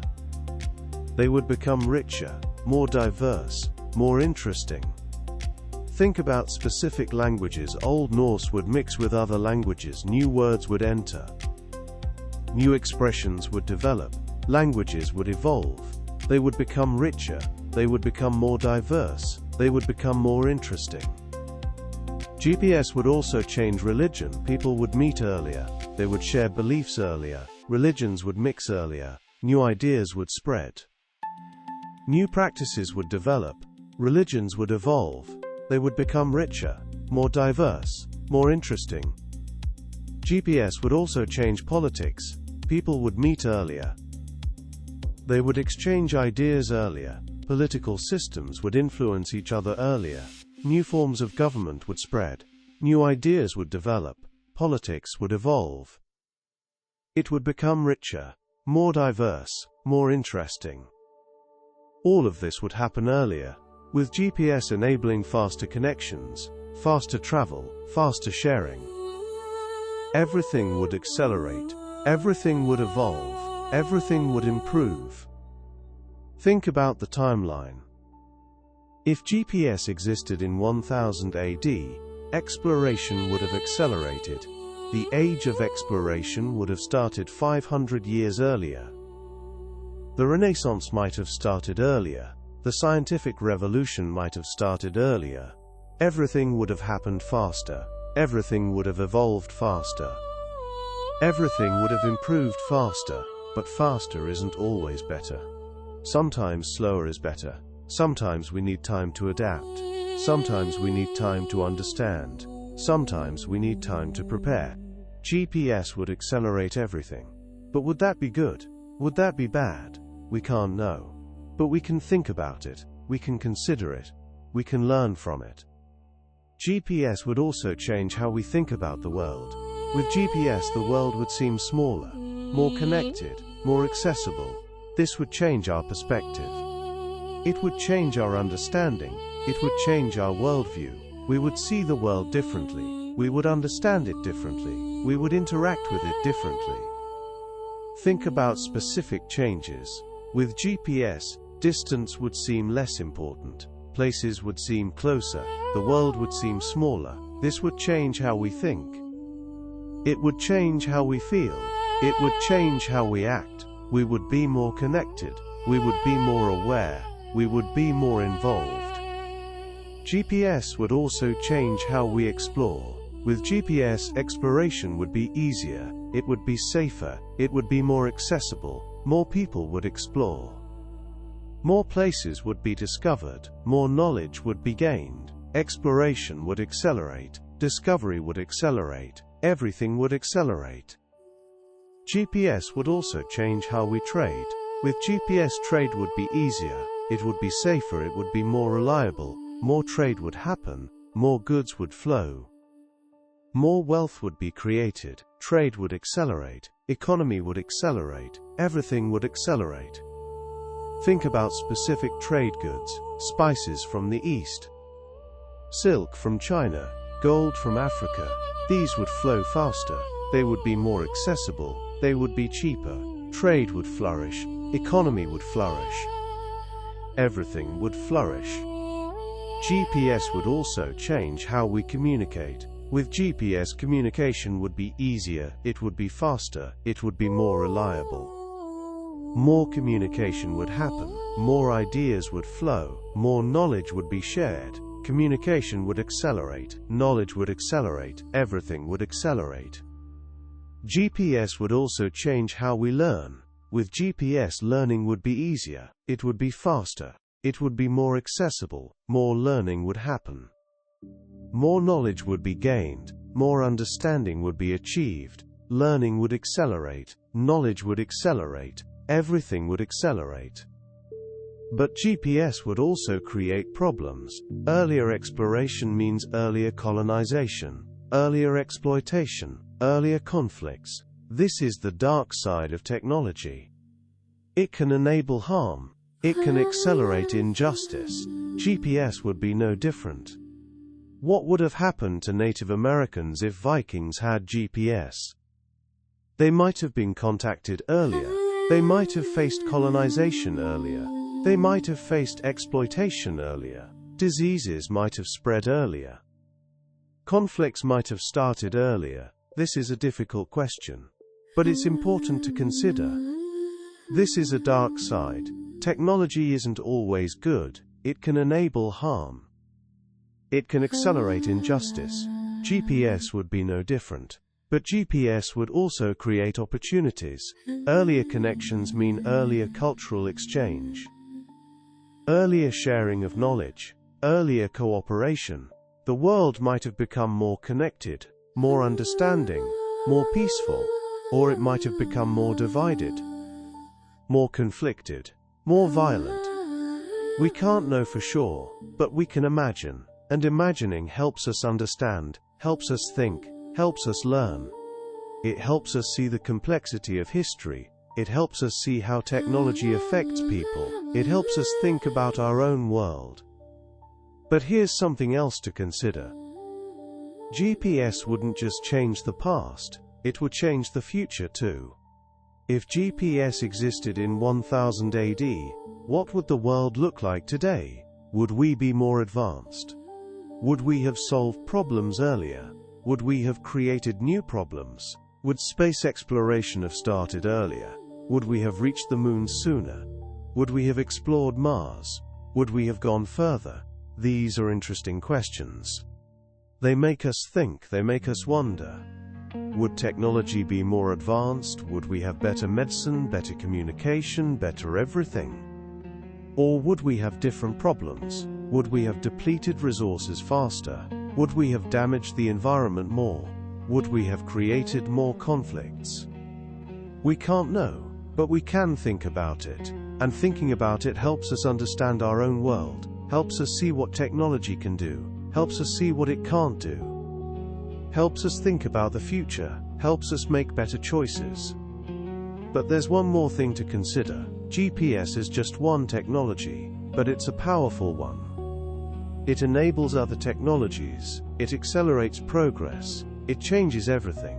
So if GPS existed in 1000 AD, the world today would be completely different. Unrecognizably different. We can't even imagine how different. But that's okay, because the point isn't to predict, the point is to understand, to think, to learn. GPS shows us how powerful technology can be, how it can change history, how it can reshape the world. But it also shows us that technology isn't everything. It's a tool. A powerful tool, but still just a tool. What matters more is how we use it. What matters more is who we are. What matters more is what we value. Vikings were great navigators, not because of technology, but because of skill, because of knowledge, because of courage. GPS would have helped them, but it wouldn't have made them great. They were already great. Technology amplifies. It makes the skilled more skilled. It makes the powerful more powerful. But it doesn't create skill, it doesn't create power. Those come from people, so GPS would have changed history. But people would have still driven that history. People would have still made choices. People would have still shaped the world. Technology is powerful, but people are more powerful. People create technology. People use technology. People decide what to do with technology. That's the real lesson. Not that GPS would change everything, but that we have the power to change everything. With or without GPS, with or without any technology. We are the explorers, we are the navigators, we are the ones who shape history. Technology helps, but we do the work. But let's think about one more thing. What if GPS had existed, but Vikings didn't use it? What if they preferred their traditional methods? What if they trusted their skills more than technology? This is possible. People often resist new technology. They prefer what they know, what they trust. But eventually, they would have adopted GPS, because it's too useful, too powerful, too effective. Once one Viking used GPS successfully, others would follow. Once one ship used GPS to find a faster route, others would copy. Technology spreads, especially useful technology. So GPS would have changed Vikings. Eventually. Inevitably. It would have made them more powerful, more effective, more successful. But it wouldn't have changed who they were. It wouldn't have changed their spirit. Their courage, their curiosity, those would remain. Those are what made them great. Chapter 6: The Bigger Picture. Technology, Nature, and Human Ingenuity. We've explored a lot tonight. We've learned about Viking navigation. We've learned about GPS. We've imagined what might have been. But now let's step back. Let's think about the bigger picture. What does this all mean? What can we learn? What matters most? First, let's think about nature versus technology. Vikings mastered nature. They learned to read the sun, the stars, the waves, the birds. They turned nature into a navigation system. This was incredible. This was beautiful. It connected them to the world. It made them part of something larger. Modern GPS relies on technology. Satellites floating in space. Computers processing signals. Atomic clocks measuring time. This is also incredible. This is also beautiful. It shows human ingenuity. It shows what we can achieve. But which is better? That's the wrong question. Both have value. Both have strengths. Both have weaknesses. Viking navigation required skill. It required knowledge. It required observation. It connected people to nature. It made them part of the world around them. This is valuable. This matters. GPS is easier. It's more accurate. It works in more conditions. It's accessible to more people. This is also valuable. This also matters. But here's the thing. We shouldn't lose one for the other. We should have both. We should master nature, and we should master technology. We should be skilled. And we should use tools. Think about modern explorers. They use GPS. But they also learn traditional navigation.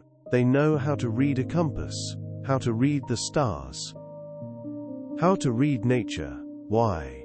Because technology can fail. Batteries die. Satellites can be disrupted. Signals can be lost. But skills don't fail. Knowledge doesn't fail. That's why they learn both. So the lesson isn't to choose between nature and technology. The lesson is to embrace both, to learn both, to master both.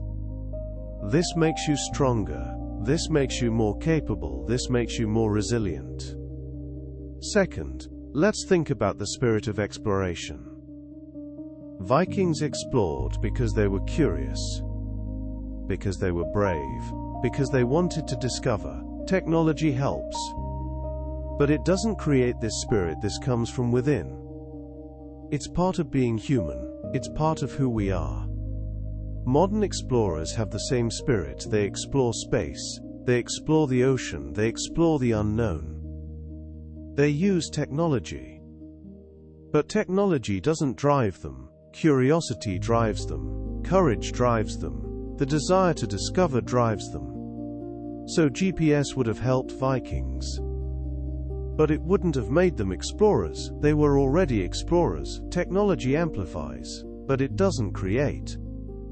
Third, let's think about what we can learn from Vikings, from GPS, from this whole journey. We can learn to observe, to pay attention, to notice details.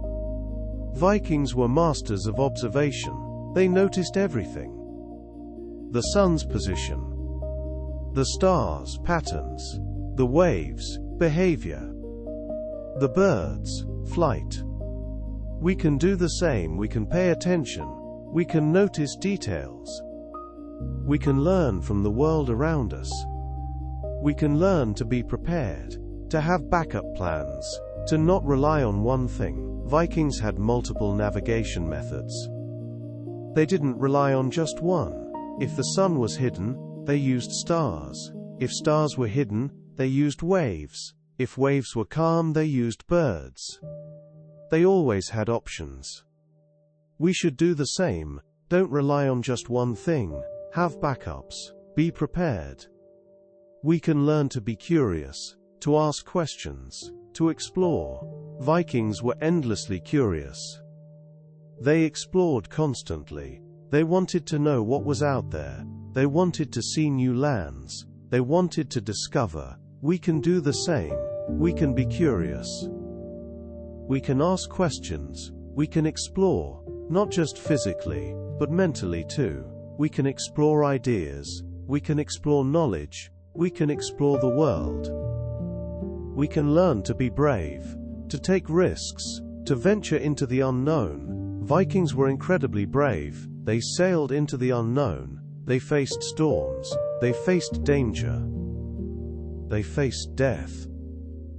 But they went anyway. We can do the same. We can be brave. We can take risks. We can venture into the unknown, not just physically, but in our lives too. We can try new things. We can take chances. We can be brave. We can learn to adapt, to use what's available, to make the best of situations. Vikings adapted constantly. They used whatever worked. They improvised. They solved problems. They made do. We can do the same. We can adapt. We can use what's available. We can make the best of situations. We can solve problems. We can overcome challenges. We can learn to share knowledge, to teach others, to build on what came before.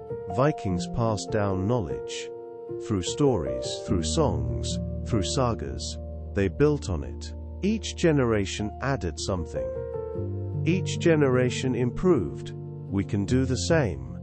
We can share knowledge. We can teach others. We can build on what came before. We can contribute. We can improve. We can help others. These are the real lessons. Not about GPS, not about Vikings, but about being human, about exploring, about learning, about growing. Technology is a tool, a powerful tool, but it's still just a tool. What matters is how we use it. What matters is who we are. What matters is what we do. Vikings were great not because of technology, but because of who they were, because of their skills, because of their knowledge, because of their courage. We can be great too, with or without GPS, with or without any technology. We have the power, we have the ability, we just need to use it. So let's observe, let's learn. Let's explore, let's be curious, let's be brave, let's be human. That's what matters, that's what counts, that's what makes the difference. Technology helps, but we do the work. We make the discoveries, we shape the world. We are the explorers, we are the navigators, we are the ones who matter. So use technology, but don't depend on it. Learn from nature, but don't limit yourself. Explore, discover, learn, grow. That's the real journey, that's what really matters. And remember this: Vikings crossed oceans without GPS. They discovered new lands. They changed history, all using their skills, their knowledge, their courage. We can do amazing things too. Maybe not crossing oceans, but exploring, discovering, learning, growing. In our own way, in our own time. That's what matters. That's what counts. Think about what Vikings achieved. They crossed thousands of miles of ocean. They discovered new lands. They established settlements. They created trade networks. They changed history. All without modern technology. All using their skills, their knowledge, their courage. That's incredible. That's inspiring. That's what we can learn from. We have technology today. GPS, computers, the internet, everything. But we still need skills, we still need knowledge, we still need courage. Technology helps, but it doesn't replace these things. It amplifies them, it makes them more powerful. But they're still essential, they're still what matters. So let's use technology, but let's also develop skills. Let's also gain knowledge. Let's also build courage. Let's combine the best of both worlds. Ancient wisdom, modern technology. Together, they're unstoppable. Together they can achieve anything. Think about modern explorers. They use GPS, but they also learn traditional navigation. They know how to read a compass, how to read the stars, how to read nature. Why? Because technology can fail. Batteries die. Satellites can be disrupted. Signals can be lost. But skills don't fail. Knowledge doesn't fail. That's why they learn both. This is the lesson. Don't rely on just one thing. Have backups. Be prepared. Learn multiple skills. Master multiple methods. This makes you stronger. This makes you more capable. This makes you more resilient. This is what Vikings did. This is what we should do. Vikings had multiple navigation methods. They didn't rely on just one. If the sun was hidden, they used stars. If stars were hidden, they used waves. If waves were calm, they used birds. They always had options. They were always prepared. We should do the same. We should learn multiple skills. We should master multiple methods. We should always have options. We should always be prepared. This is the key lesson. Don't rely on just one thing. Have backups. Be prepared. Learn multiple skills. Master multiple methods. This makes you stronger. This makes you more capable.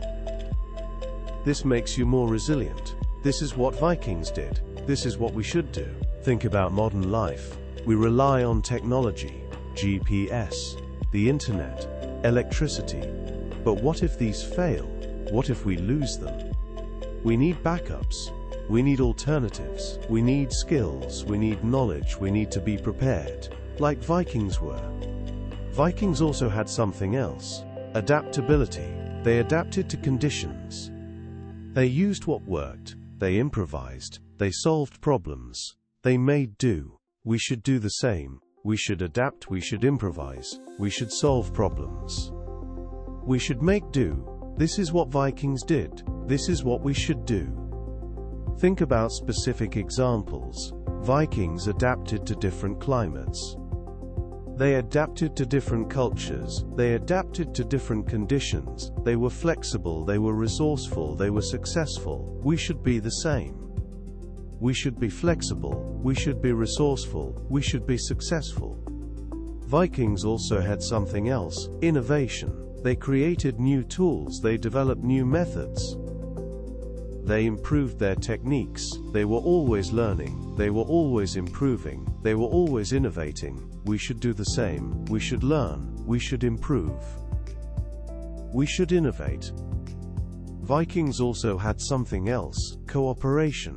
They worked together. They shared knowledge. They supported each other. They were a community. They were united. They were strong. We should do the same. We should work together. We should share knowledge. We should support each other. We should be a community. We should be united. We should be strong. Think about specific examples. Vikings worked together on ships. They rowed together. They sailed together. They explored together. They succeeded together. We should do the same. We should work together. We should succeed together. Vikings also had something else: respect for nature. They learned from nature. They worked with nature. They respected nature. They understood nature. We should do the same. We should learn from nature. We should work with nature. We should respect nature. We should understand nature. Vikings also had something else: respect for knowledge. They valued knowledge. They preserved knowledge. They shared knowledge. They improved knowledge. We should do the same. We should value knowledge. We should preserve knowledge. We should share knowledge. We should improve knowledge. Think about how Vikings preserved knowledge. They used oral tradition. They told stories. They sang songs. They passed down sagas. This preserved knowledge. This shared knowledge. This improved knowledge. We should learn from this. We should preserve knowledge. We should share knowledge. We should improve knowledge. Vikings also had something else: respect for experience. They valued experience. They learned from experience. They built on experience. They improved through experience. We should do the same. We should value experience. We should learn from experience. We should build on experience. We should improve through experience. Vikings also had something else: respect for tradition. They valued tradition. They preserved tradition. They built on tradition. They improved tradition. We should do the same. We should value tradition. We should preserve tradition. We should build on tradition. We should improve tradition. And now the stars begin to dim behind your thoughts. We've drifted through 100 quiet truths, from Viking sun compasses to GPS satellites. From ancient navigation to modern technology, from what was to what might have been. You've wandered through history, you've explored science. You've imagined possibilities. You've learned about Vikings. How they navigated, how they explored, how they discovered. You've learned about GPS, how it works, how it helps, how it changes things. You've learned about exploration itself, what it means, what it requires, what it achieves. You are part of this story, not just a listener, but a participant. You explore too, you navigate too, you discover too. Every day, in your own way. Maybe you explore new ideas. Maybe you navigate new challenges. Maybe you discover new things about yourself, about the world, about life. The Vikings crossed oceans. They discovered new lands. They changed history, all using their skills, their knowledge, their courage. You can do amazing things too, maybe not crossing oceans, but exploring, discovering, learning, growing, in your own way, in your own time. That's what matters. Tonight as you rest, the world keeps turning, satellites keep orbiting, signals keep traveling. And somewhere, someone is exploring, someone is navigating, someone is discovering. The journey never ends, the exploration never stops. The discovery never ceases. You are part of this, you are part of the great journey, the journey of exploration, the journey of discovery, the journey of being human. You are connected to Vikings, to explorers throughout history, to everyone who has ever wondered, who has ever explored, who has ever discovered. If you happen to still be awake, you can go ahead and watch the next video, but if you're drifting off, that's perfect too. Rest well, dream of oceans, dream of stars, dream of exploration, dream of discovery, dream of what might be, dream of what you might discover, dream of the journey ahead. The journey continues, always, forever. And you are part of it, always, forever. You are an explorer, you are a navigator, you are a discoverer, in your own way, in your own time. That's what matters, that's what counts. Good night, explorer, good night, navigator, good night, dreamer. The stars are waiting, the ocean is calling, the adventure never ends, and neither do you. You are part of the great journey, always, forever. Remember what we've learned tonight. Vikings were incredible navigators, they crossed oceans. They discovered new lands, they changed history, all using their skills, their knowledge, their courage.